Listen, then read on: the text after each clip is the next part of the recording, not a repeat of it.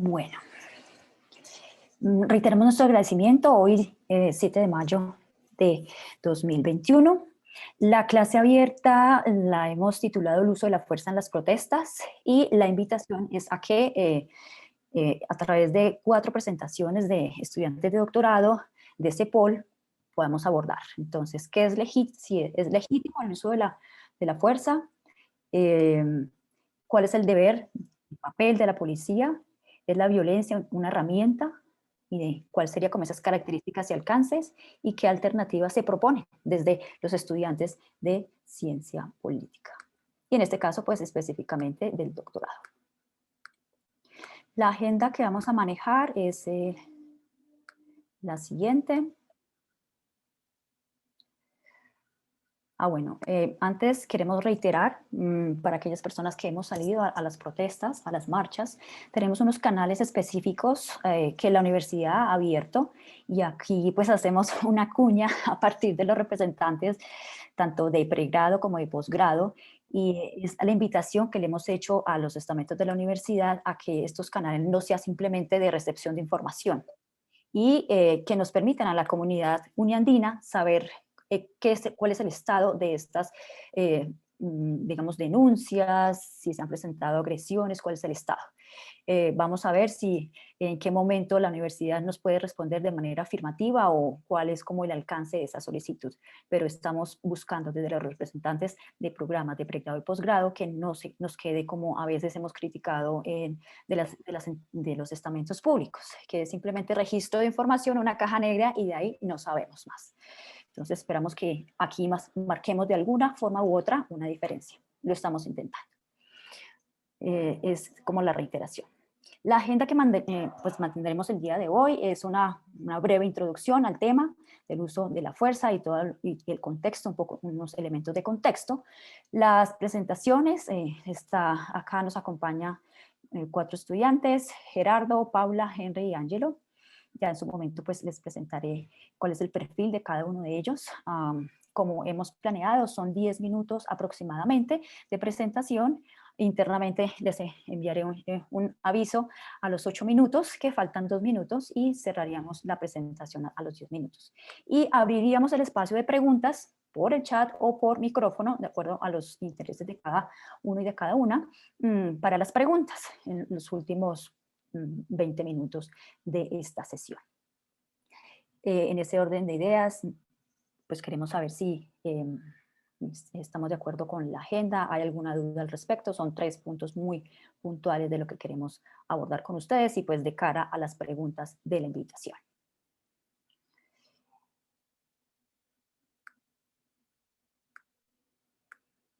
Bueno, entonces, si no hay preguntas al respecto, iniciamos con la pequeña introducción.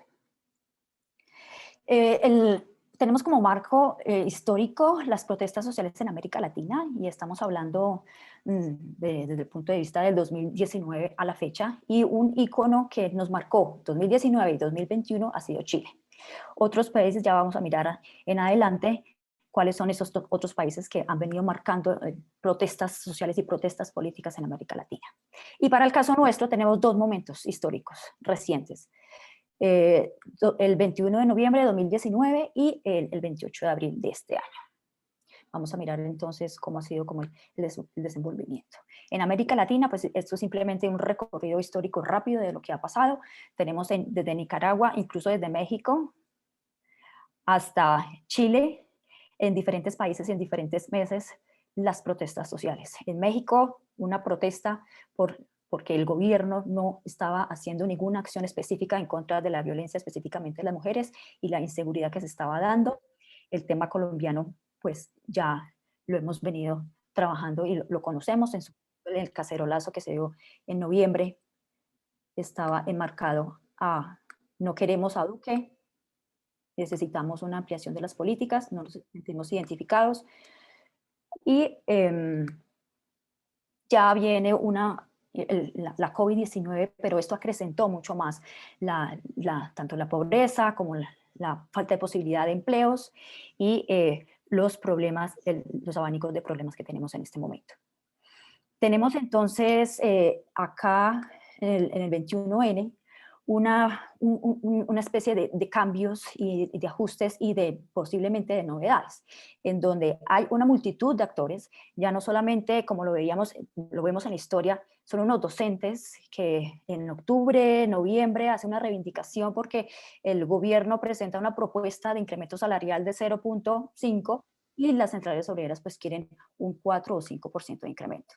Entonces se viene en ese momento, estamos hablando de unos 5 o unos 6 años atrás, se daba este tipo de protestas.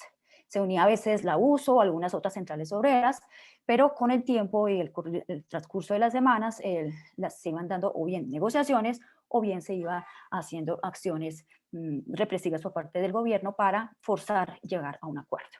Con el pasar del tiempo vimos otros actores que empezaron a aparecer en la escena de lo público, no solamente en octubre, sino también en otra época del año, ojalá estratégica, que eran los camioneros aquí y los transportadores. Y esto se fue modificando. Ya entonces vemos que en el 21N no solamente es específico lo que pasa en un espacio, sino que viene a articularse actores, situaciones, y ya no solamente es incremento salarial, sino es tengo hambre, necesito empleo.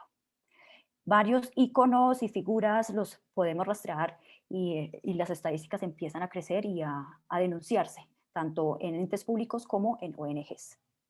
Finalmente, y pues el resultado de una acción de tutela de ciudadanos, la Corte Suprema ordenó al Estado pues garantizar ese derecho de la protesta pacífica. ¿Por qué? No solamente por los muertos, sino también sobre todo por las personas desaparecidas, que se quedaban en el silencio y no se sabía qué había pasado con ellas. Sus derechos estaban siendo violados. Y al principio de este año vimos que el gobierno definió entonces un protocolo. ¿Qué ha pasado? ¿Qué no ha pasado? ¿Cuál es la realidad que tenemos en este momento? Es lo que vamos a conversar entonces con Gerardo y con el grupo de compañeros. Entonces, en ese sentido, voy a presentar a Gerardo. Él es politólogo y es filósofo de la Universidad de los Andes. En este momento, él ha sido profesor de la Universidad de los Andes, profesor de cátedra, y es profesor en este momento de la Fundación Libertadores. Entonces, Gerardo, te damos la palabra. Muchas gracias. Bien, hola a todos. Nada, para mí es un gusto acompañarlos en este espacio tan interesante que surge un poquito como de la reflexión sobre el acontecimiento. Y Natalie, ¿entro de una en el tema o hacemos como una presentación general antes todos? Bueno, listo, si quieres una presentación general y apenas empezamos nuevamente contigo, empiezo a contar el tiempo. Listo, perfecto. Nada, les cuento, yo básicamente estoy muy interesado en este tema porque mi proyecto de doctorado está relacionado con la reflexión teórica sobre la violencia y básicamente lo que haré hoy es como un poco dar algunas puntadas para que podamos pensar este asunto de una forma un poco más sistemática y como saltándonos algunos atajos que se vuelven lugares comunes que creo que se vuelven conceptos al final del día. Entonces ese es como el propósito de hoy. Después iría Paula, Henry y Ángel. Gracias.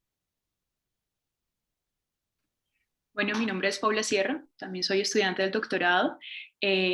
Muchas gracias por este espacio, a la universidad, a los representantes estudiantiles que han gestionado que podamos tener este tipo de discusiones en el marco de lo que está sucediendo en el país.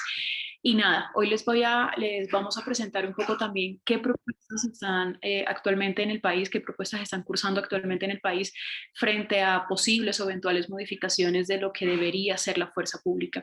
En términos generales, pero también en los espacios de protesta social.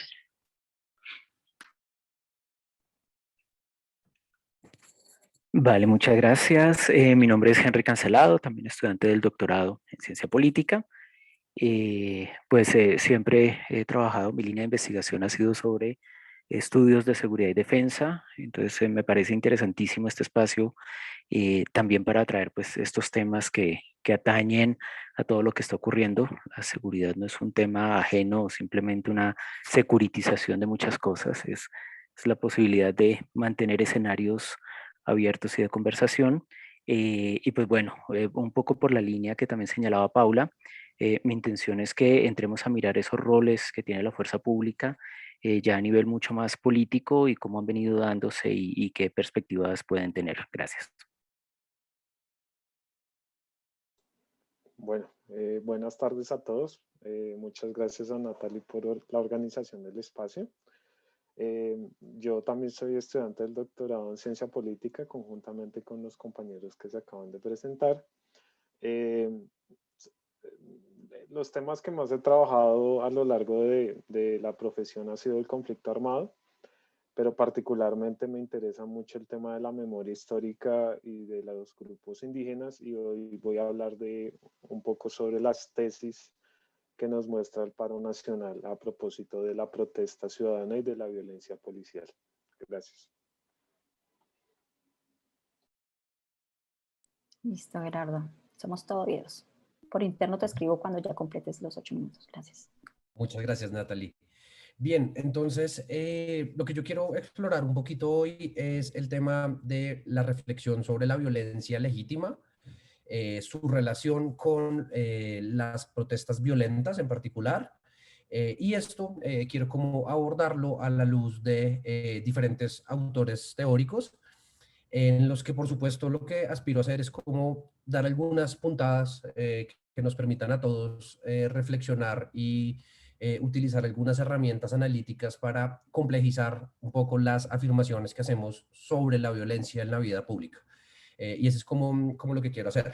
Y de entrada, como la idea un poco es pensar de la mano de la coyuntura, mi propósito en la sesión de hoy es hablar, o más bien responderle a una afirmación que está muy popularizada hoy en día, y es que debemos rechazar la violencia de todos lados, no importa de dónde venga, ¿no? Y no sé si han visto como una caricatura por ahí que rota mucho, que es como ni esto ni esto. La idea que voy a desarrollar un poquito hoy es que esta respuesta no es tan fácil como parece, como aparenta ser. Que rechazar todas las violencias puede sonar bastante bien, pero en términos teóricos y en términos analíticos nos encontramos con un conjunto de dificultades que si no abordamos, posiblemente van a torpedear o llevarnos a lugares comunes al momento de realizar la acción política. Entonces, como que quiero responderle a esa afirmación, dando algunas puntadas pequeñitas. Insisto, no va a ser nada muy específico porque pues, no alcanzará el tiempo, pero quiero como hacer una vista general.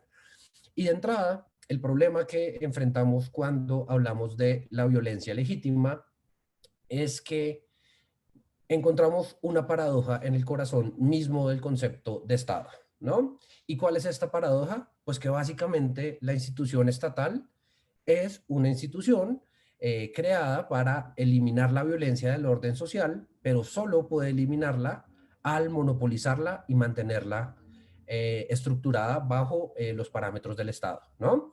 En esta parte en especial, pues traten como de juntar por ahí algunas ideas de Hobbes, de Locke, del contractualismo, ¿no? Algunos clásicos modernos que nos sugieren la idea de construir un Estado que monopolice el uso de la violencia como mecanismo para reducir el conflicto entre individuos, ¿no? Y de entrada, pues ya nos encontramos algunas paradojas en este concepto, ¿no? Paradojas como que, ¿cómo podemos saber si la violencia del Estado es legítima? ¿No? Primera pregunta, primer problema. Número dos, ¿qué hacemos cuando los soberanos abusan de su poder? El pueblo, y movámonos como por un segundo en este paradigma contractualista, el pueblo una vez firma el contrato social está obligado a seguir las órdenes del soberano. ¿Queda acaso algún espacio para la resistencia violenta dentro del orden civil? Y pues estas preguntas, digamos, son fundamentales para entender la situación actual, ¿no? Porque en la historia un poco de las ideas, algunos autores como Reinhard Koselleck han tratado como de establecer unas líneas o unas conexiones que traen los estados democráticos actuales conectados con la génesis de los estados absolutistas europeos, ¿no?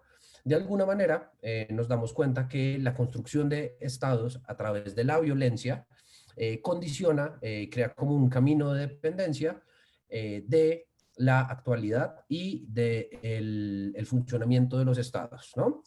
Entonces, con estas paradojas en mente, ¿no? Como con esta imposibilidad de eliminar la violencia, ¿no? Como que nos encontramos en el mundo en el que el Estado elimina la violencia solo ejerciéndola, ¿no? Pues tratemos como de complejizar un poquito este panorama para pensar en la situación actual, ¿no? Y como punto de partida, pues, esto sí, pues es un clásico de la ciencia política, volvamos a Max Weber, ¿no? Max Weber y su definición de Estado como la institución que reclama con éxito el monopolio legítimo del uso de la violencia. A finales del siglo XIX y principios del XX, esta es como la definición que adquirimos para comprender sociológicamente el Estado, y nos damos cuenta que Max Weber también en otros textos, en Economía y Sociedad, en El Político y el Científico, nos diría cosas como que si bien el Estado no hace muchas cosas y no solo utiliza la violencia, su medio distintivo sí es la violencia, ¿no? Lo que nos permite entender sociológicamente al Estado, diferente de todas las demás organizaciones del poder social, es el uso de la violencia, ¿no? Como que la violencia es un medio distintivo, ¿no? Y esto aparentaba muy bien en términos históricos y parecía muy claro y muy transparente, hasta que nos encontramos a principios del siglo XX con la Primera Guerra Mundial y pues toda la debacle histórica del siglo XX, ¿no? ¿Y por qué? Porque básicamente, si ustedes recuerdan, el siglo XIX es relativamente un siglo pacífico, ¿no? Relativamente, pero bueno, creo que Henry puede decir cosas más específicas sobre eso que yo. Es un siglo relativamente pacífico, pero se desmadra todo muy rápido al inicio de la Primera Guerra Mundial, ¿no? Así que en ese momento histórico, los teóricos se ocupan de vuelta sobre el problema de la violencia, ¿no? Y tal vez el primer autor que nos permite como pensar algo sobre la tensa relación entre violencias legítimas e ilegítimas en el orden es un autor francés que se llama Georges Sorel. Es un autor francés de origen marxista, es un marxista muy interesante, y Sorel nos diría una idea fundamental. Dice, la violencia ejercida por el proletariado, digamos, Sorel está pensando aún en el esquema de la lucha de clases, es un elemento fundamental para las luchas proletarias. ¿Y por qué? Porque básicamente lo que nos diría Sorel es, fíjense que el Estado liberal tiende a ser de alguna manera despolitizador.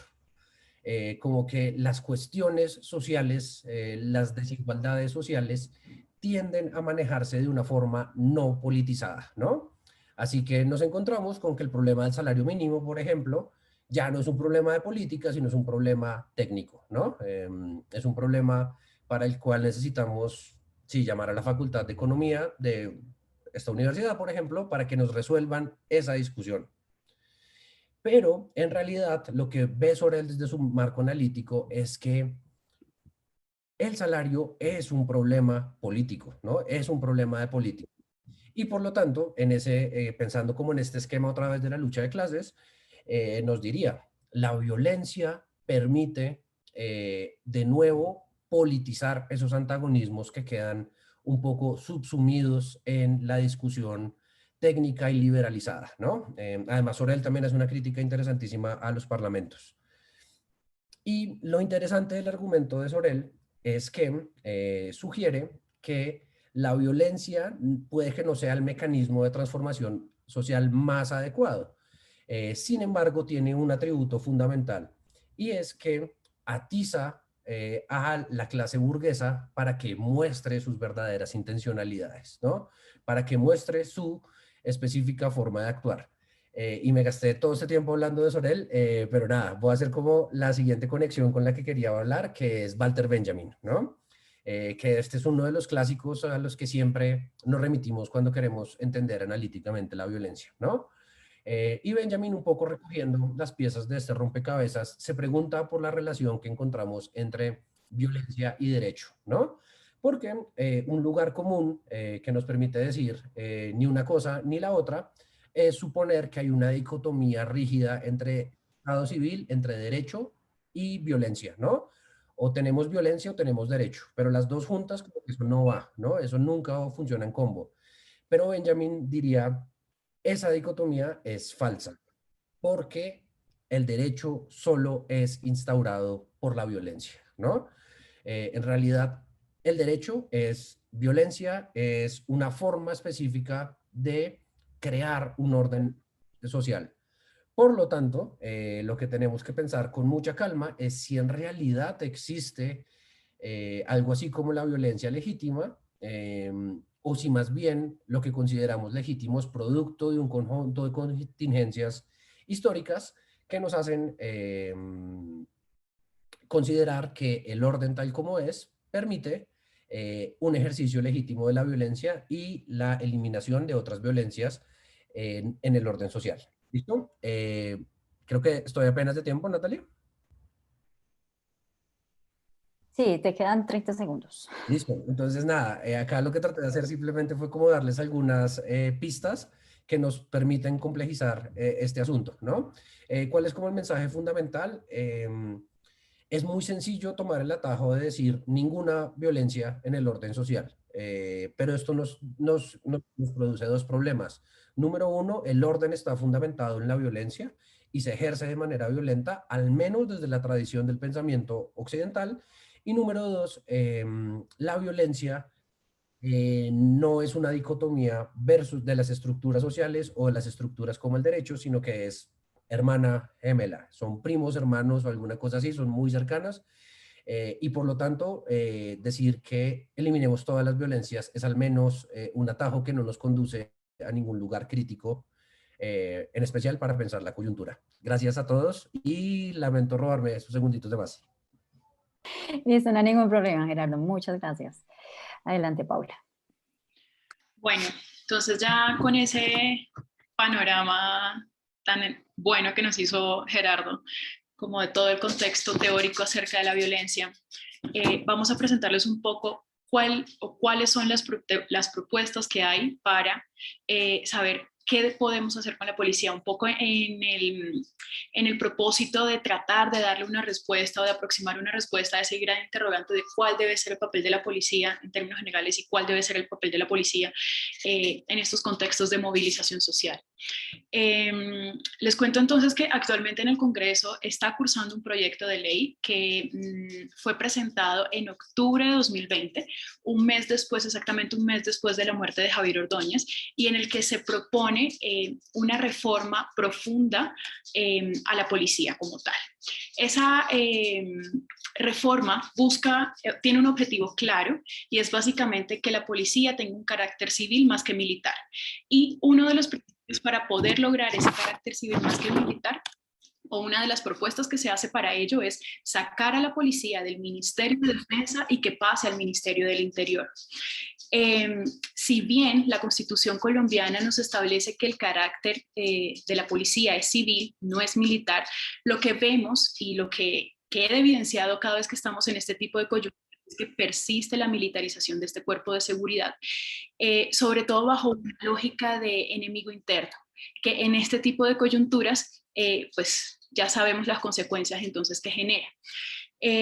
Pero ¿de dónde ha nacido, de dónde terminamos con una policía en el Ministerio de Defensa y no en el Ministerio político, en el Ministerio de Gobierno, lo que hoy conocemos como el Ministerio del Interior? Esta es una tradición que viene desde la dictadura de Rojas Pinilla. Fue precisamente en 1993, durante la dictadura de Rojas Pinilla, cuando la policía pasó de tener unos cuerpos municipales adscritos al Ministerio de Gobierno, lo que hoy nosotros conocemos como Ministerio del Interior, a ser una institución primero centralizada y segundo que ya entonces dependía de lo que en su momento era el Ministerio de Guerra o el Ministerio de Defensa. Este proyecto, entonces, como les digo, una de sus principales propuestas es hacer primero este cambio institucional. Pero además, en general, hablamos de 29 artículos, que ahora se los voy a explicar un poco en términos muy generales de qué es lo que buscan, precisamente para lograr una reforma casi que integral. Y Y se los presento porque creo que esto es uno de los, es decir, tener una propuesta escrita nos da un punto de partida para generar esta discusión, no solamente de cuál debe ser el papel de la policía, sino de cómo debe ejercer este papel la policía. Entonces, este proyecto, por ejemplo, entre otros aspectos, modifica los principios sobre el uso legítimo de la fuerza. Y esos principios digamos, los define en términos de dignidad, de un enfoque diferencial, de igualdad, por supuesto de legalidad, de necesidad, uno muy importante que yo considero muy importante, que es la proporcionalidad y que en este paro hemos visto bastante afectado, publicidad, el uso de la fuerza y un respeto por la vida. Además, prohíbe, por ejemplo, el uso de armas de fuego, salvo cuando se trate de casos de defensa propia o de defensa de terceros, si se considera o si la situación lo que muestra es que la vida efectivamente está en peligro o en una grave amenaza. Se habla también en este proyecto, por ejemplo, de los centros de traslado. Esos centros de traslado que hoy son o que terminan siendo los CAIs, las estaciones de policía, lo que se propone es que los centros de traslado por protección sean manejados por las alcaldías, y ya esto de entrada le da un enfoque completamente diferente, por las alcaldías municipales y no por la policía. Y también este proyecto es interesante en tanto que en ese enfoque que también se le quiere dar de, digamos, más de derechos humanos que de militarización como existe hoy, le da un papel preponderante a la Defensoría del Pueblo. Entonces, en ese sentido, por ejemplo, dice que será la Defensoría del Pueblo la encargada de aprobar los planes de formación en materia de democracia, derechos humanos, de paz, o con los que se forman los agentes de policía. Crea además una auditoría policial. Y en lo particular esta figura me parece bastante importante porque tendríamos en el país una auditoría que estaría adscrita a la Defensoría del Pueblo, pero con unas condiciones o con unas funciones importantes que hoy creo que hacen parte de ese reclamo de información que sentimos no solamente en las calles, sino todos nosotros, no solamente las personas que están marchando, sino en general todos. Y es ese reclamo de información de cuál es la acción o cuál ha sido el accionar de la fuerza pública. En ese sentido, entonces, esa auditoría, por ejemplo, recibiría las denuncias ciudadanas, las trataría a las autoridades competentes, pero además tendríamos una autoridad que emitiría informes anuales sobre el estado de los derechos humanos en relación con el actuar de la fuerza pública, y tendríamos un registro público de lo que ha sido la actuación de la policía en el marco de diferentes coyunturas, entre esas las movilizaciones sociales. Además, también este proyecto busca crear una comisión de transformación de la policía, para un poco resolver la situación de los agentes que están acusados de posibles violaciones a los derechos humanos, pero al mismo tiempo de crear una nueva doctrina que se base tanto en los principios de seguridad humana como en los principios internacionales del derecho humano. Y por último, para un poco resaltar o para seguir teniendo en cuenta esa naturaleza civil de la policía que se quiere casi que rescatar con este proyecto, también lo que se busca es que los crímenes que eventualmente sean cometidos por agentes de la institución sean de conocimiento exclusivo de la justicia ordinaria. Una problemática que sin duda termina en el debate público cada vez que hay excesos de la fuerza pública, y es hacia dónde deben ir estos casos. Y este punto, que igual considero muy importante, está basado en una sentencia de la Corte Constitucional, la sentencia 444 del 95, que considera que precisamente por ser la policía un órgano de naturaleza civil, es incongruente que sus casos vayan a la justicia penal militar, como sucede normalmente. Aquí entonces les presento un panorama. Henry va a dar muchos más detalles de esto, además con mucho más conocimiento del tema, pero estos sin duda son algunos aspectos que podrían, por un lado, reducir las extralimitaciones de la fuerza pública, evitar también situaciones lamentables como las que hemos visto todos en las últimas semanas, pero además evitar que contextos como el paro nacional terminen siendo no unos espacios de protesta, sino unos espacios de violencia. Aquí entonces, nada, lo que les presentamos es esta propuesta. Realmente queda a la discusión de qué tan efectiva podría ser este tipo de propuesta. Seguramente todos identificamos aspectos que hacen falta, instituciones o... Sí, dentro de la policía que deben ser mencionadas de pronto con mayor claridad de cuál debe ser su accionar y bajo qué situaciones pueden accionar. Aquí entonces queda una discusión de cuál debe ser ese papel de la policía en general, pero principalmente en estos escenarios de movilización social como los que estamos enfrentando. Listo, perfecto, Paula. Y una antes de darle la palabra a Henry, si tú nos puedes recordar la Gaceta Pública en la que se publicó el proyecto de ley o el número. Ya les escribo el número del proyecto en el chat. Gracias. Henry, adelante, bienvenida. Muchas gracias, Natalie. Bueno, siguiendo con la línea que ya nos señalaba Paula, y muchas gracias por exponernos estas propuestas que ya empiezan a moverse y que dan pues como luces de que algo se puede hacer también en términos de la reestructuración de la institución. Quiero tocar 3 puntos muy concretos como para ahondar también en este debate, ¿no? Especialmente sobre el tema de la policía y su reacción, ¿sí? O sea, cómo hacer que la policía en un ambiente operativo como el que se enfrenta, pues no reaccione de las maneras que está reaccionando, ¿no? Entonces, primero aclarar y hacer, y Pablo lo señalaba muy bien, esta es una de las pocas policías militarizadas del mundo.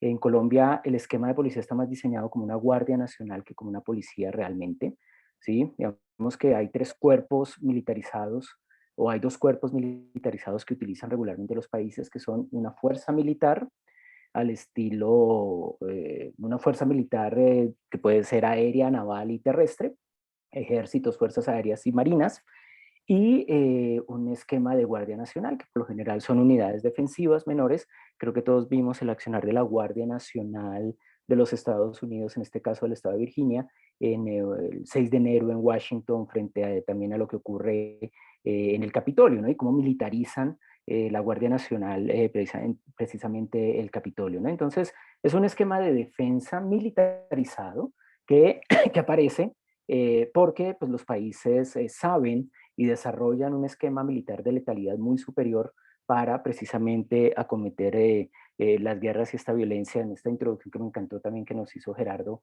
sobre todo este debate, ¿cierto? Y en efecto, Gerardo, el siglo XX fue uno de los más pacíficos. Lo que pasa es que las 2 guerras mundiales desvían un poco el análisis por la espectacularidad que tuvieron como tal, ¿no? Pero tal cual. Entonces, son los mismos estados protegiéndose de sus mismas fuerzas, ¿cierto? Entonces, la fuerza que yo creo letal para atacar al otro, pues no la quiero conmigo. Entonces, lo que hago es generar unos esquemas intermedios, no policivos, que son las guardias nacionales.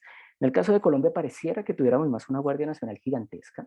La Policía Nacional de Colombia, mal contado, son alrededor de 170.000 personas, ¿sí? En diferentes unidades. Son 8 unidades operativas que van desde antinarcóticos y seguridad pública hasta la Dirección de Inteligencia y Interpol, ¿sí? Que también se articula pues con todos estos esquemas mundiales que hemos escuchado todos de la boleta roja, la boleta azul, etcétera, de Interpol, ¿no? Pero digamos que somos de las pocas policías del mundo, y también lo señalaba Paula muy bien, que estamos en un Ministerio de Defensa. También somos de las pocas policías del mundo en Colombia que tiene un esquema de grados militares oficiales, ¿sí? No los suboficiales sí son intendentes, etcétera, muy parecido a lo que pueden ser las policías, patrulleros y todo esto, mientras que la oficialidad sí son subtenientes, tenientes, capitanes, mayores, coroneles, etcétera, ¿sí? Entonces, miren que hay un esquema militarizado y eso pues también trae una estructuración incluso hasta administrativa dentro de la misma policía. Entonces es un cuerpo que responde a unas lógicas y unas dinámicas militares en muchos momentos, a pesar de lo que diga la Constitución artículo 18, ¿no? Un cuerpo de naturaleza civil. Y eso me lleva entonces al segundo punto. Esto hace que tengamos algo que se llama el problema de los roles. El problema de los roles entre las fuerzas militares y la policía, ¿sí? Entonces, y eso ha llevado, por ejemplo, a que ante la opinión pública se piense que la policía es una fuerza militar. No, lo que pasa es que ha sido una fuerza que se ha militarizado en el tiempo, ¿sí? Pero digamos, en sentido estricto no es una fuerza militar, aunque, como les digo, pues actúe de muchas maneras así, ¿no?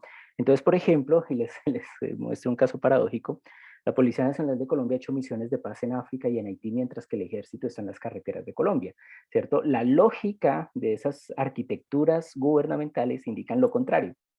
¿Sí? Debería ser al revés. Los que hacen las operaciones de paz en otros países deberían ser unas fuerzas militares, ¿sí? Con una capacidad logística propia para eso, y las que están adentro organizando la vida civil, que también lo dice la Constitución en este artículo, pues deben ser las policías, ¿no? Entonces, miren, ese es el dilema de los roles. Entonces nos encontramos a los soldados en las carreteras, ¿cierto? Con las moticos, los cascabeles, ¿cierto? Levantando el dedo y todo esto, y la policía por fuera del país, pues haciendo también otras actividades, ¿ok? Entonces tenemos ese problema también de los roles, lo que le ha dado mucha fuerza, mucho poder político, mucho poder social a la Policía Nacional, ¿no? Y como es un esquema centralizado en un país centralizado, pues más complicado, ¿no? Pocos países tienen esquemas centralizados de policía, por lo general las policías son locales, ¿sí? Y cuando es un país federal, pues es mucho más fácil y se centralizan en un comisionado de policía, ¿cierto? Entonces tenemos la policía del pueblo, la policía del barrio, la policía perdón, de la ciudad, la policía estatal, la de carreteras, sí, en esos esquemas federalizados o descentralizados, tipo Francia, por ejemplo, tipo Alemania también, mientras que hay otros esquemas más centralizados que manejan dos cuerpos de policía, como el español. La Policía Nacional para zonas urbanas maneja pues una criminalidad más amplia dentro del país, y lo que es la Guardia Civil, ¿sí? Que es un poco más rural. No sé si recuerdan cuando en su momento el presidente Santos dijo vamos a crear una gendarmería, ¿cierto? Eso es más o menos eso, ¿no? En Francia también hay una gendarmería que responde a funciones policiales dentro del campo. La idea entonces de crear una policía rural siempre ha sido sacar las fuerzas militares de los países como tal, ¿no? De sus propios países, ¿no? Pero aquí tenemos un poco ese dilema de los roles. ¿Qué no ha logrado la policía y que lo intentó más o menos en 2013 al querer reformar el reglamento aeronáutico colombiano? Manejar el espacio aéreo también, ¿sí? Entonces, el espacio aéreo, pues es dominio de la Fuerza Aérea, ¿cierto? Y la aeronáutica civil, o sea, entre las dos coordinan lo que es el manejo del espacio aéreo en Colombia. La policía quería reformar eso para ya poder tener también aviación o una fuerza aérea. Es diferente tener unos helicópteros de transporte y combate cercano, como lo llaman ellos, a tener ya una capacidad aérea mucho más grande. En el caso de Colombia, pues eso no se puede, pero la policía copa todo. Entonces piensen en la policía como una gran fuerza militarizada gigantesca, que a la vez es marina, fuerza aérea y ejército en una sola, pequeñita, con menos capacidad, digamos, en muchos aspectos, pero con un gran poder dentro de lo que es la institucionalidad de la seguridad en Colombia, ¿no? Y todo se articula a la policía, todo termina articulado a la policía de alguna manera, desde los esquemas de vigilancia barrial, ¿cierto? Por ejemplo, los que existen en el centro de Bogotá, la Candelaria, hasta estos escuadrones antidisturbios que hemos visto operando, ¿no? Y entonces, al final, eso nos lleva a una tercera pregunta, que me encanta lo del proyecto, es por eso. ¿Qué reformar entonces de la policía? De este cuerpo gigantesco, porque es gigantesco, ¿sí? Y si se dan cuenta, el enfrentamiento y siempre la querella con la sociedad civil siempre es a partir de dos unidades operativas. Los esquemas de vigilancia, que, sí, que es el patrullero, el policía de calle, por así decirlo, el que vemos en la moto, el que coge al ladrón, el que pega aquí, el que, ¿cierto? Y el escuadrón antidisturbios, ¿no? Que es una unidad relativamente nueva a lo que es la policía. La policía es de finales del siglo XIX en Colombia. El escuadrón antidisturbios es de los años 90, que nace después de unas protestas en la Universidad Nacional, y entonces se crea el escuadrón antidisturbios para poder contener eso. En lo personal, es una reflexión muy personal, pienso que lo que menos hace el escuadrón antidisturbios es controlar los disturbios, ¿sí? Potencia los disturbios, porque es que hay dos formas de controlar el disturbio, como lo hacen los escuadrones alemanes, que aíslan a la persona que sí está, digamos, ejerciendo algún tipo de violencia que puede afectar el orden ciudadano, la aíslan con una serie de movimientos sin armas. Los escuadrones alemanes no tienen armas, ¿cierto? Pero son muy bien entrenados para lograr eso e inmediatamente arrestan a la persona. Entonces no hay un choque, listo, no hay un choque precisamente con la población civil por eso, y nadie se ha afectado por los gases, ¿cierto? Entonces la gente de los barrios, la gente que está en las manifestaciones bien, la gente, entonces no se ve afectada precisamente por eso, pero cuando llega el choque, ahí es donde tenemos un problema porque nadie se dispersa. Si la motivación de un escuadrón de esto es dispersarse, es dispersar a la gente, pues lo que hace no es dispersarla, sino moverla hacia otro lado, ¿cierto? No la disipa, ya que está tan de moda la disipación en Colombia, no la disipa, sino que la mueve hacia otro lado, ¿no? Entonces, por eso es muy difícil y en todas estas situaciones casi siempre se abren muchos frentes donde ya la policía llega a algo que se llama una fatiga táctica, es decir, no puede responder eficientemente ya en ningún lado. ¿Cuál es la solución que queda?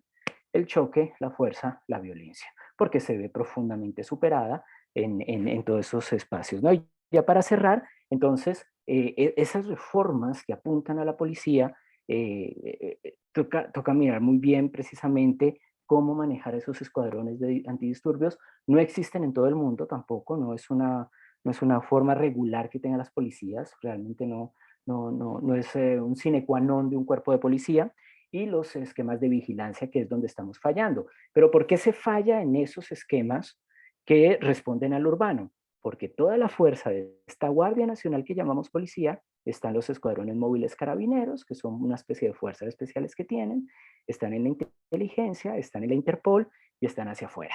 Y están en un sistema educativo gigantesco de 2 escuelas que se centraliza en una Dirección Nacional de Escuelas. Entonces, las 170.000 personas de la policía no es que estén todas ahí haciendo exactamente lo mismo, sino que están repartidas en una gran cantidad de puntos, ¿no? Entonces, la pregunta es esa: ¿qué es lo que se quiere reformar? ¿Cómo se quiere reformar? Y ahí es donde yo creo, y es una propuesta que puede quedar abierta, ahí es donde la sociedad civil puede entrar, porque es que es la gente con la que nos chocamos. Nosotros no nos enfrentamos a la Interpol y uno no tiene una relación directa, pero el ciudadano con el patrullero sí. Entonces, ¿cómo queremos ver esa policía de calle? ¿Cómo queremos ver ese esquema de seguridad y vigilancia? ¿Cómo queremos ver y cómo percibimos la seguridad pública? Porque es un debate que no ha entrado en todo esto. Lo afectado ha sido la seguridad pública y la población, pero nadie en esta semana en el país se ha cuestionado el problema de la seguridad pública en Colombia. Y eso sería un debate interesantísimo para la misma universidad. Y con eso cierro, Natalie. Muchas gracias. No, en resumen, nos dejaste iniciados. ¿Cómo te parece? Gracias, Henry, muy amable. Ángelo, adelante. Bueno, buenas tardes a todos. Yo fui un poco anárquico y además soy ñoño, entonces tengo una presentación y se separa un poquito de lo que han venido mencionando mis compañeros, pero igual es una buena antesala. Entonces, yo hice una pequeña presentación que se llama Las 5 tesis del paro nacional, y lo que quiero es mostrar un poco cómo el paro condensa una serie de problemas irresueltos en la historia política y social de Colombia, ¿no? Entonces, las tesis son muy sencillas. La primera tesis es que la conmoción interior no necesita de decretos supremos. La segunda tesis es que la democracia como demos, como pueblo, es valiosa y es necesario que la protejamos. La tercera tesis es que estamos en una transición.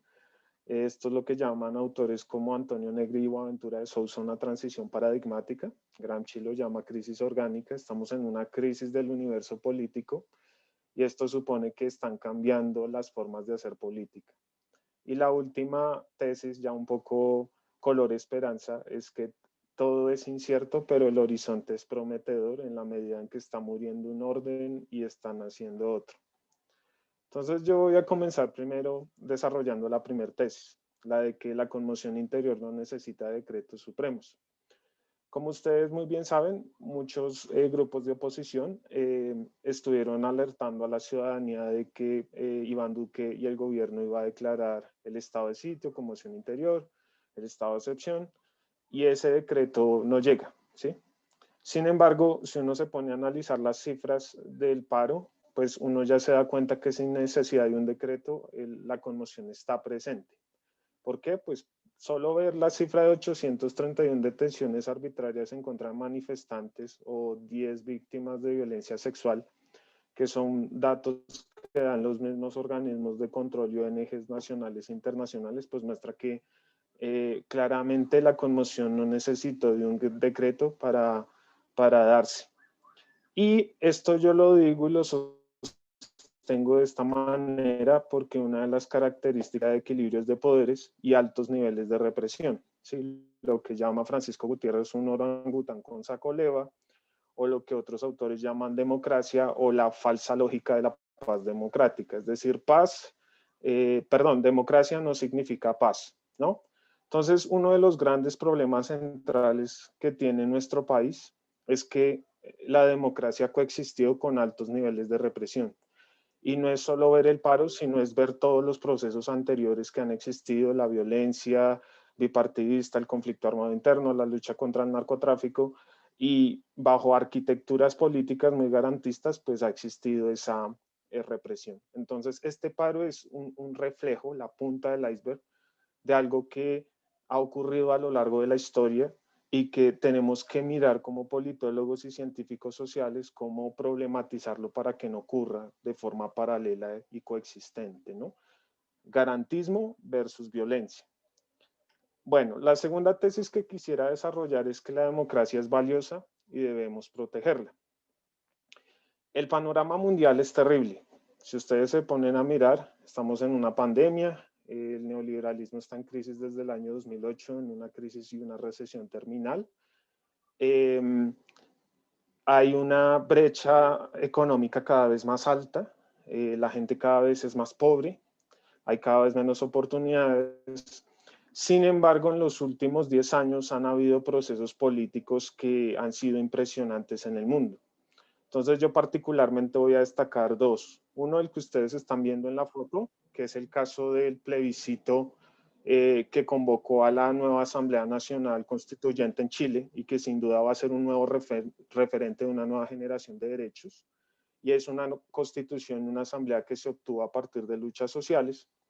Y por el otro lado, ustedes están viendo, sí, en el marco del paro nacional, pero específicamente a la minga indígena. Este año el CRIC cumplió 50 años y lo que es importante tener presente acá es que el CRIC es un proceso organizativo histórico sin precedentes en América Latina. Entonces, desde la década de los 70, las comunidades indígenas del Cauca, la SIN, por ejemplo, llevan desarrollando procesos de democracia alternativos a las democracias consolidadas en la Constitución del 91 y las arquitecturas jurídicas de América Latina. Entonces, dense cuenta que en este escenario de crisis democrática universal hay experiencias de demodiversidad que es importante reconocerlas, acogerlas y protegerlas. ¿Sí? Es el pueblo el que, sin necesidad de la institucionalidad, está planteando y desarrollando nuevas formas de participación política. Y esto es lo que me lleva a la tercera tesis, de que hay un cambio paradigmático en las formas. Fotos que están acá en la presentación, ustedes se darán cuenta que cada una de las consignas que está en la presentación es distinta. ¿Sí? El paro es un reflejo no solo de la reforma tributaria, sino una crisis de la violencia estructural, un cansancio hacia la violencia estructural que está presente en Colombia. Uno es el caso de los falsos positivos, el otro es la violencia que venden los medios, el otro es, por ejemplo, la indiferencia ciudadana. Y dense cuenta que cada una de esas demandas aglutinadas en el marco del paro representa distintos sectores que a partir de distintas actuaciones reflejan que el universo de la política está cambiando. Entonces, por un lado está la minga, por el otro lado están los jóvenes haciendo nuevas formas de resistencia a la policía, por el otro lado están las personas debatiendo sobre los temas que están ocurriendo en el país, por el otro lado está la visibilización internacional de la protesta, por el otro lado hay N cantidad de experiencias que son novedosas y que sin duda alguna cambiaron a partir del paro del 21 de noviembre. Y ya para cerrar, desarrollar la última tesis de que todo es incierto, pero el horizonte es prometedor. Es eso, en la medida en que hay una crisis del universo político, hay una crisis de la representatividad política, hay una crisis de los liderazgos, los mismos movimientos no se sienten representados por ciertos líderes, pues claramente estamos viendo que un mundo viejo está pereciendo. Y en ese sentido se muestran los claroscuros de un nuevo mundo. Entonces, como decía Antonio Gramsci, en el marco de la prisión, cuando fue condenado por el régimen fascista italiano, pues en esa transición entre la muerte y el nacimiento aparecen los monstruos. Y de la misma forma quisiera citar a Walter Benjamin, que lo introdujo Gerardo, donde indicaba que la historia es un objeto de construcción del tiempo ahora, ¿sí? No es cuestión del pasado ni del futuro, sino que es el ahora. Entonces, en la medida en que esta ciudadanía se piense los problemas que dejaron sus padres y sus abuelos, y en la medida en que cada vez sean conscientes, como lo han venido siendo, de los problemas que representa un gobierno de 20 años, pues se va a configurar un nuevo horizonte político para el país, incluso pues para la región. Entonces, eso se ve, y por eso mismo yo digo que el horizonte es incierto, pero sin duda alguna se ve muy prometedor. Entonces, eso sería todo. Muchas gracias. Gracias, Ángelo. Gracias, Paula, por haber compartido el proyecto de ley. Ahí ya lo tenemos incluso el PDF ya lo tenemos en el chat para los que lo quieran consultar. O si no, directamente pues en la página del Senado. Claro que si no, no la tumban antes, ¿no? Dirían por ahí. Bueno, voy a tratar de recopilar las preguntas que hay en el chat y acto seguido pues daríamos la palabra a ustedes para que nos las puedan responder, y finalmente si hay alguna reacción a estas respuestas podemos pues abrir micrófonos y por qué no cámaras para seguir conversando al respecto, y ya al finalizar pues ojalá podernos tomar la foto y que esta sea como nuestro recordatorio para redes. Entonces, frente a la primera presentación de Gerardo, digamos que hay una relación, podría ser política y violencia. Y en esa violencia faltaría entonces colocarle un adjetivo, se le podría colocar un adjetivo. Y acá otra pregunta sería, pregunta Arturo, ¿se ha dado alguna discusión en el Congreso, Paula, sobre lo que es el funcionamiento de las armas en el ahora y cómo sería como esa reforma a lo que aplicaría? Y también Natalia pregunta, ¿cómo hacer frente a esa desconfianza que es casi generalizada? Y es como un significante vacío y una relación directa. Usted es policía y yo soy ciudadano, y enseguida usted es mi enemigo, para de contar. ¿Cómo generar alianzas, cercanías, o simplemente cómo, digamos, de construir esa desconfianza? La otra, pregunta Sofía, ¿por qué usar las gases lacrimógenos? Preguntaría a Henry. Otra pregunta de Santiago es, ¿se podría afirmar que el derecho es injusto, Henry? Estaríamos, digamos, apuntando a un derecho, a volver a formular un derecho no violento, o definitivamente a nuevas formas de organización social que legitimen la violencia y que vaya más allá de esos juicios morales. Y terminaríamos entonces con preguntas a Ángelo. Es en el centro, luego de esa recesión terminal del neoliberalismo, en la mitad, ¿qué encontraríamos? Porque tenemos dos grandes tensiones. Uno, los asesinatos y las desapariciones, resultado de estas protestas, o en estas protestas se genera. Por el otro lado también tenemos hambre y no estamos empleados. Entonces, en esa mitad, ¿qué reto estaríamos entonces en este momento encontrando para que no se generalicen, o si se generalicen sean más controladas? ¿Cuál es como esa respuesta ahora de cara a esa terminal que estamos viviendo? Entonces, no sé quién quiera comenzar y damos esa ronda. Si quieren, yo me animo como para dar algunas puntadas ahí. Bien, no, sobre la primera pregunta sobre si hay como otro adjetivo, además de política, violencia y Estado. Yo creo que ahí el término clave es entender que la política, si bien tiene como escenario límite la violencia, no necesariamente son sinónimos, ¿no? Y aquí creo que vale la pena echarle la mano a Carl Schmitt, ¿no? A pensar un poquito en la relación existencial que si bien nos conduce en la política, y la política sin duda tiene que ver con un encuentro con la alteridad, con un encuentro radical con la alteridad, en el cual incluso puede estar en riesgo la propia vida, ¿no? Pero este es un escenario puramente límite. De hecho, la mayoría de relaciones políticas, incluso las relaciones que Schmitt llamaría de enemistad, pueden atravesar por lógicas de reconocimiento, de inclusión y de discusión con la diferencia. Entonces, no necesariamente como que política y violencia nos conducen al mismo camino. Yo creo que hay como unas diferencias interesantes. Y sobre la pregunta de Santiago, creo que era, sobre el derecho, Ahí, pues nada, yo creo que estas son las preguntas que a uno nunca le gusta en una clase porque lo que uno responda lo va a hacer quedar incompleto, ¿no? Siempre la respuesta no va a ser suficiente porque es una pregunta gigante, pero en principio diría tres cositas nomás para pensar. Número uno, el derecho no necesariamente es injusto. Que esté fundado en la violencia y que opere gracias a la violencia no lo hace necesariamente injusto, ¿no? Y ahí hay como que desmontar la primera relación, ¿no? Sí, al final del día el derecho requiere de dientes para operar, ¿no? Pero no por eso es injusto. Habría que complejizar un poquito más eh, esa, mm, esa discusión, ¿no? En segundo lugar, ¿cómo pensar un derecho no violento? Pues bueno, sobre esto es un campo inexplorado, porque hasta ahora tal vez estamos viendo las limitaciones del derecho mismo, ¿no? Hasta ahora en todo el mundo hemos empezado a ver la porosidad de los derechos, ¿no?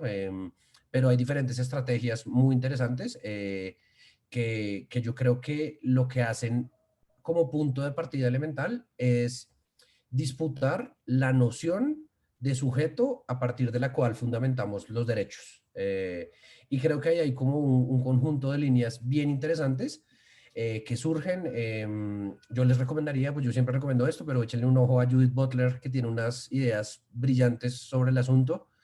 Eh, Número dos, ¿cómo construir esa legitimidad? Yo creo que si entendemos que los ciudadanos no somos agentes racionales tomando decisiones todo el tiempo en un orden social, seguramente podemos comprender mejor ciertos tipos de acciones, de decisiones y de conductas que desde un lente muy rígido de entrada nos parecen ilegítimas, ¿no? Entonces creo que hay como varias cosas, pero me parece una pregunta bien interesante y que valdría la pena hacer unas sesiones adicionales para responderla. Entonces, gracias. No sé si queda otra pregunta, si algo después retomamos.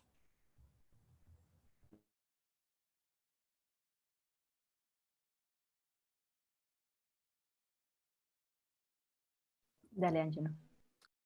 Pues con respecto a la pregunta que tú estabas haciendo, tal vez yo la respondería con los tiempos de Braudel, coyuntura, tiempo medio y tiempo largo de larga duración, ¿no? Entonces, ahí yo lo que noto es que esto es una coyuntura, ¿sí? Pero es el reflejo del cambio de un tiempo medio, que es el agotamiento de un modelo que se impuso e implementó a partir de la década de los 70, un modelo económico y un modelo político que coexistieron y están en tensión, democracia liberal versus neoliberalismo, pero a la vez hay un tiempo largo que es ese capitalismo en su fase industrial y financiera que se fueron estableciendo y configurando pues desde el inicio de la modernidad. Entonces, bajo esa lectura de tiempos, claramente lo que estamos viendo es una manifestación del agotamiento de estas escalas medias, ¿sí? Por ejemplo, el día de hoy los MISACs tumbaron la estatua de Cristóbal Colón y las declaraciones que tenían los MISACs es que había que destruir los símbolos de desmemoria de los pueblos indígenas. Entonces, ahí hay un nuevo entendimiento, una nueva dinámica, un nuevo pensamiento que genera una ruptura con otros pensamientos de tiempo establecidos. ¿Sí? En alemán eso sería como un Zeitgeist, un pensamiento de una época. Entonces, claramente las ciudadanías ya son críticas con respecto a esos tiempos dominantes que en un momento estaban establecidos y eran socialmente aceptados. ¿Sí? Y lo otro es el caso de la participación política. Por ejemplo, en el caso de Antonio Negri de Asamblea, los movimientos sociales actuales ya no hacen, sino se plantean experiencias organizativas de corte horizontal. Y en el caso de Colombia eso es visible con el caso de Congreso de los Pueblos, por ejemplo. Entonces, hay nuevas formas de organización política que pueden llevar a pensar utopías viables. Por ejemplo, en el marco de la violencia, una de las ideas de la violencia es lo que se llama el abolicionismo, ¿no? Poder llegar a un derecho que no necesite el jus poniendi del Estado. Entonces, ese abolicionismo, que era una idea muy arraigada en las corrientes marxistas, por ejemplo, puede llegar a ser una utopía cierta en un futuro, no bajo un paradigma marxista, pero sí bajo otro tipo de paradigmas o pensamientos políticos. Entonces, la coyuntura puede ser terrible, pero si uno lo mira en tiempos medios y largos, puede llegar a ser prometedor. Es como algo que quería plantear, pero tal vez en el tiempo, digamos, como que lo corté o Mucho más claro y mucho más retador. ¿Me permites, Adelante, Henry. Natalia? Sí, señor. Dale. Gracias. Bueno, voy con esta de los gases lacrimógenos. Hay el reglamento de armas de la policía, que es un documento público, es el 02903. 02903 de 2017. El título séptimo más o menos habla de cuáles son las armas que se usan y los gases pasan a ser dispositivos no letales, en principio, pero está regulado en algún tipo de uso, ¿no? Entonces hay un movimiento parabólico, no se pueden disparar directamente al cuerpo, creo que eso ya lo vimos en el caso de Dylan, cómo muere con uno de estos artefactos, ¿no? Muere golpeado, asesinado en la trayectoria, ¿cierto? Porque se dispara como un proyectil y pues todo lo que se dispare, ese movimiento parabólico sale con toda la fuerza que le pueda dar el arma, ¿no? Entonces, estos eventos no letales, cuando se usan en movimiento parabólico, pues la idea es un poco esa, ¿no? Ahora bien, ¿qué es lo que ocurre aquí y qué es lo que ocurre en este reglamento y qué es lo que ocurre en la Constitución y qué pasó con el Tribunal de Cundinamarca? Y casi siempre pasa, ¿sí? En el caso que tuvimos aquí, recuerdan que el Tribunal de Cundinamarca un día antes, una noche antes, dijo, ordeno que las autoridades aplacen las protestas. Ojo, no le digo a la gente no proteste, pero le ordeno a las autoridades que aplacen las protestas. Entonces las deja en un limbo político interesantísimo, que es, yo tengo que cumplir la orden, entonces ya de entrada es ilícito. Y lo que dice este reglamento es, hay que dispersar las reuniones ilícitas, ¿sí? Entonces, si ven cómo aparece este limbo tan extraño, claro, salen con toda, porque después algún ciudadano preocupado de cualquier lado puede decir, el gobierno no cumplió con la sentencia, ¿cierto? Porque no hizo absolutamente nada, y entonces, bueno, ahí empiezan también otro tipo de rollos también políticos y jurídicos. Y casi siempre alguna manifestación o esas protestas se declaran ilegales porque se asumen como amenaza a la estabilidad, ¿no? Por eso ya hemos llegado incluso al borde de hablar de la conmoción interior, ¿sí? Eso antes eran los estados de sitio en los años 90. Entonces es un delicado proceso entre órdenes jurídicas, reglamentos internos, constitución, conveniencias políticas, y hay una cosa, ¿no? Que sí es clara y por favor no me malinterpreten, no me lo saquen de contexto. Eh, la calle en este sentido es como un campo de batalla y en el campo de batalla es muy complicado tener presente Ginebra 123, artículo 3 común, DICA, DDHH, etcétera, etcétera. Como dijo un patrullero esta semana o su comandante que le decía, resista en la calle, y le dijo, resista usted que tengo a 200 personas encima. Desde el escritorio es muy fácil, ¿cierto? ¿Por qué? Porque ya estaban caldeados los ánimos, ya todo el mundo ha habido el choque, y este que no era del SMAT, sino que era de los patrulleros de chaqueta verde, pues ahí estaba. ¿Cómo se usan las armas en la policía? Por ejemplo, un patrullero no puede llevar su arma a su casa. Eso es una falta disciplinaria. Siempre las tienen que dejar. Cuando ustedes ven ya al policía que se va en su motico a su casa, así tenga el uniforme, ya no lleva el arma y está por fuera del servicio. Siempre tienen que ir a la estación donde están asignados, antes de ir, por ejemplo, a los CAIS o a los cuadrantes a patrullar, a recoger el arma. Y entonces, pero la policía tiene dos tipos de armas. Las de seguridad pública, que son las que vemos, las pistolas Glock 9 milímetros, ojo, y los fusiles de asalto, que ya son las que usan en el campo. ¿Sí? Las que se usaban en las estaciones de policía en los pueblos, las que usan los escuadrones de carabineros, etcétera, etcétera. ¿Sí? Esas ya tienen otro tipo de, como de disposición reglamentaria mucho más militar. Y estas otras sí pues tienen una disposición urbana donde se dice usted no puede hacer esto, no puede hacer, nadie puede tener su arma en su casa, ¿sí? Pero lo que les digo, el tema ya es el uso, lo real del enfrentamiento en calle y sobre todo, importantísimo, cuando aparecen también los elementos de sevicia y con sevicia alguien con arma, eso es lo complicado y eso es, yo creo que es el punto fundamental, incluso de lo que estaba señalando Paula en la reforma, ¿cierto? ¿Debe los esquemas de seguridad pública tener armas de fuego? Recuerden que en Londres no tienen armas, por ejemplo, ¿sí?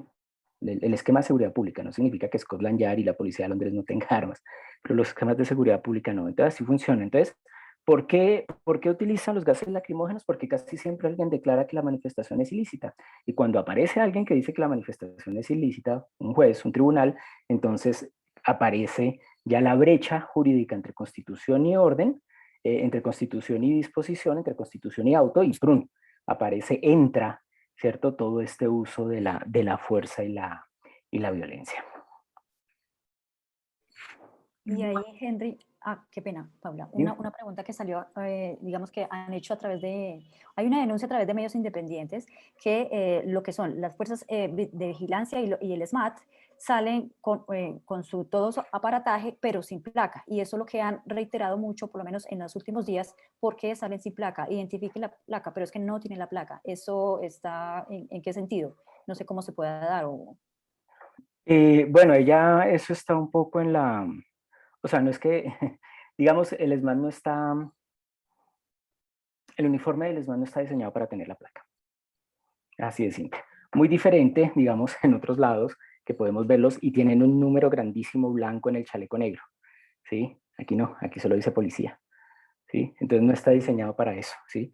Prácticamente la persona, pues no sabríamos quién es. Y esos son los debates que toca empezar a dar en torno a eso. Oiga, ¿por qué no se identifican todos? Oiga, de acuerdo al reglamento ustedes deben tal cosa, ¿por qué no lo hacen? ¿De acuerdo? ¿Sí? Tenemos casos incluso de policías que matan a su familia o agreden a alguien con el arma reglamentaria, porque estaba en su casa. Se dice que usted no lo puede tener. ¿Cierto? Entonces todas las cositas se pasan por alto.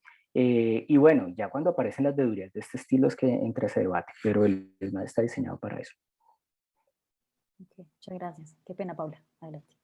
No, me iba a referir también a varias de las preguntas que han hecho. Primero, frente al proyecto, lo que nos preguntabas, Natalie, el proyecto no ha avanzado, el proyecto se quedó radicado, el proyecto ni siquiera tiene ponencia para primer debate, a pesar de que lo presentaron desde octubre del año pasado. Aquí lo que vemos es nuevamente un congreso casi que de espaldas a la ciudadanía y donde lastimosamente este tipo de discusiones que son claves y que podrían frenar muchos de los abusos que hoy estamos viendo, se quedan simplemente para titulares en momentos coyunturales. Alguien preguntaba por el tema de la desconfianza de la ciudadanía en la fuerza pública. Precisamente considero que para eso es clave que este tipo de reformas salgan adelante. Definitivamente generar confianza, o para que se pueda generar confianza necesitamos de algún tipo de reforma que a la ciudadanía también le haga ver que su fuerza pública está cambiando de enfoque.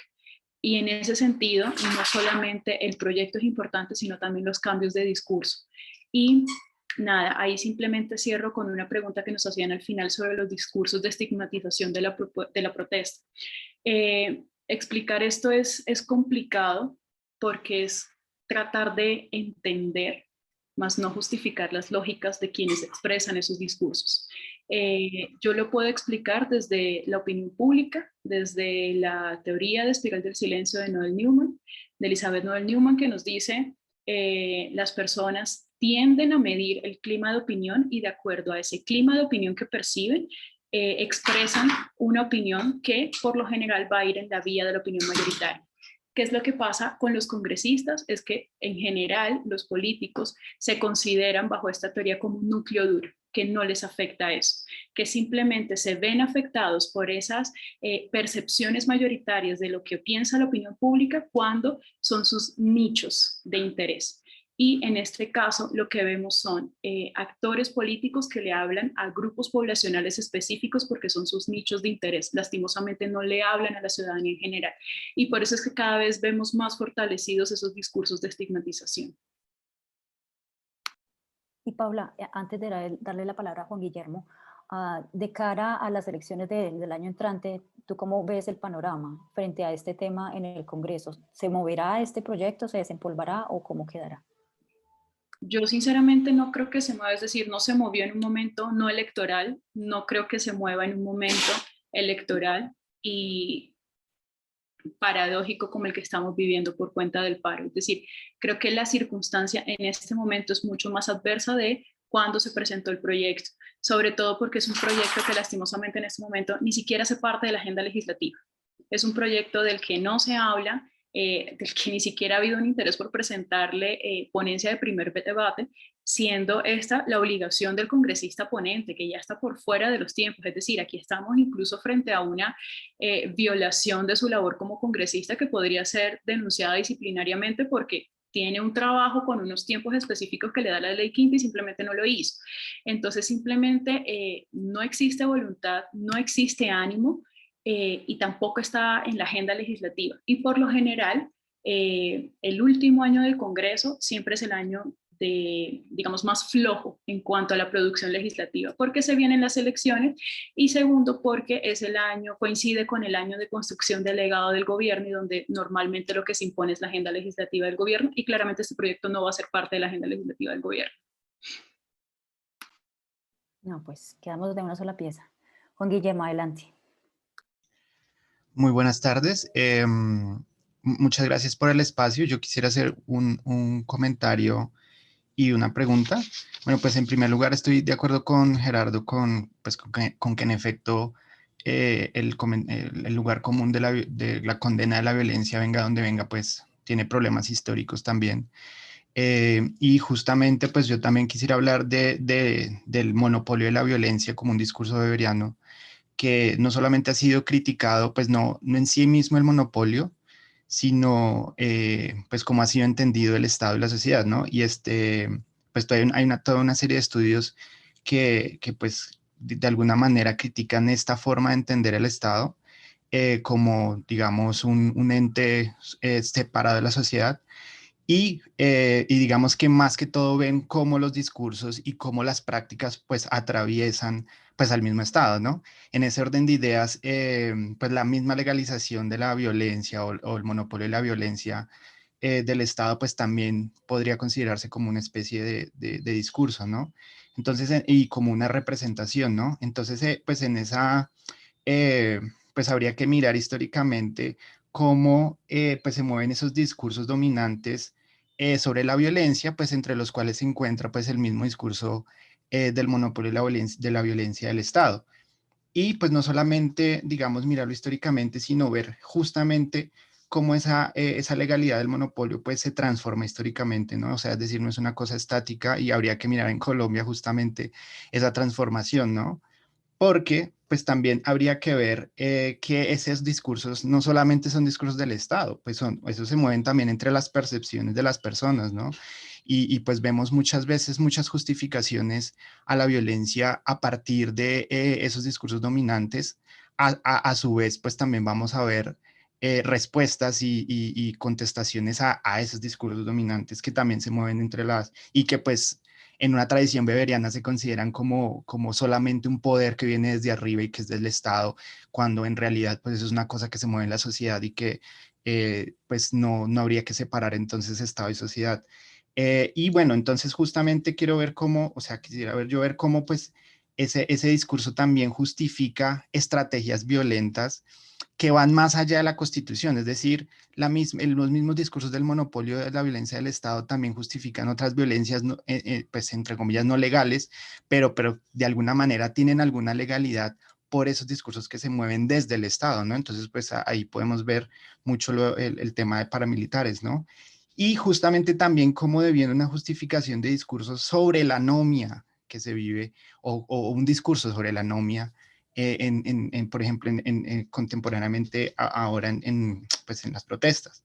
Entonces, y pues yo quisiera ver pues justamente cómo lo de Paula, cómo el proyecto que nos presenta Paula, pues puede ser también o subyace sobre ese proyecto otras formas de entender la violencia, más allá de decir, no hay que condenar la violencia venga donde venga, sino justamente pone de presente nuevos discursos o disputas sobre los discursos de la violencia, pues que se mueven más allá de los dominantes y que justamente buscan pasar esto pues y pues también lo que decía Henry dice mucho, porque también todo este lenguaje y todas estas cosas que se han construido históricamente sobre las fuerzas militares, pues también responden de alguna manera a esos discursos o sea, que están en el Estado, pero pues digamos que también están justificados muchas veces entre las percepciones de las personas. Entonces yo quisiera preguntar justamente si ustedes consideran que en estas marchas pues hay disputas justamente sobre discursos diferentes sobre la violencia, porque vemos por un lado pues o sea, o criticamos los límites o vemos límites de hasta dónde es legal, hasta dónde no es legal, hasta dónde es legítimo, hasta dónde no es legítimo, pero más allá de eso también es si se mueven y se observan en medio de las protestas discursos diferentes a esa violencia o ese discurso de la violencia del monopolio de la violencia. Entonces, pues sí, esa es mi pregunta.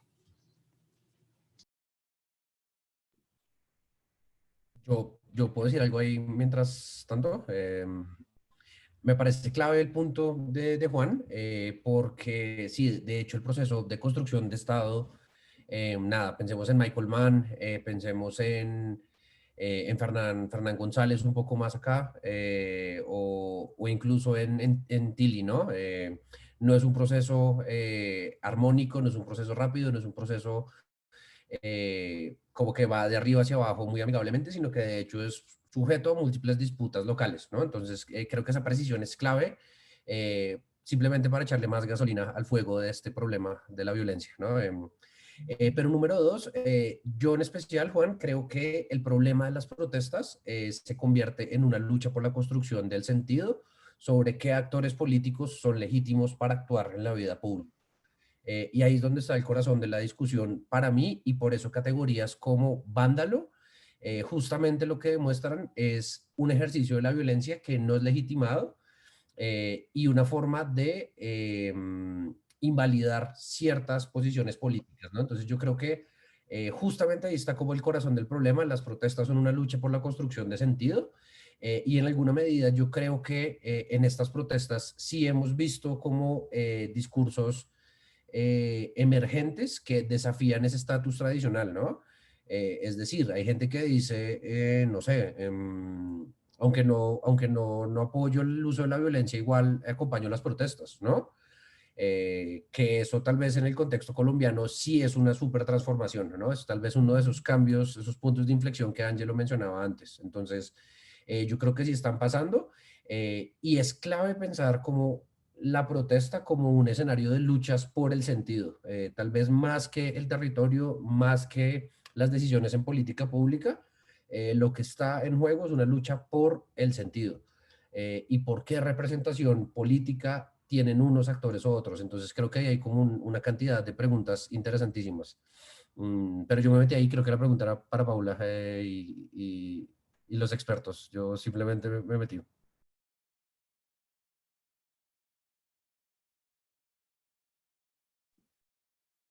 No, creo que quedó perfecto, Gerardo. Nada que agregar.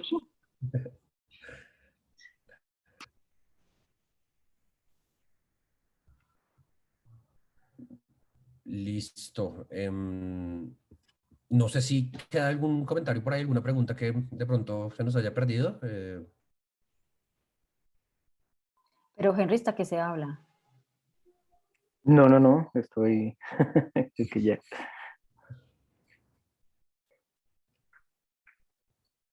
Bien, pues yo creo que ya estamos como sobre el tiempo también, ¿verdad? O todavía nos queda...